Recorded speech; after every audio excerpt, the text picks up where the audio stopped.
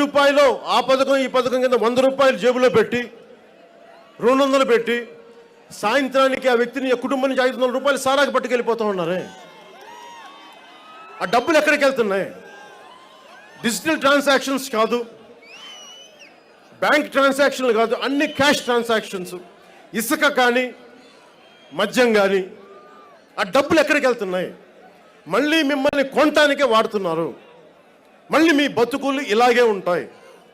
నా జీవితం ఏం మారదు. ఈరోజు ఇంతమంది కౌలు రైతుల కుటుంబాలను చూస్తూ ఉన్నారు. వాడికి ఇన్సూరెన్స్ డబ్బులు ఇవ్వడానికి వాళ్ళ దగ్గర కూడా 2 లక్షలు తీసేసుకునే పరిస్థితిలో ఉన్నారు. అలాంటి ఇన్సిడెంట్స్ జరుగుతూ ఉన్నాయి. మీకు కోపం రాకపోతే ఎట్లాగా? ఎంతకాలం మా కులం మా వాడని చెప్పి మీరు వెనకేసుకొస్తారు? ఇక్కడున్న సదరు ఎమ్మెల్యే కూడా గొప్పవాడైతే నేను వదిలేస్తాను, మా వాడిని పోటీ పెట్టను.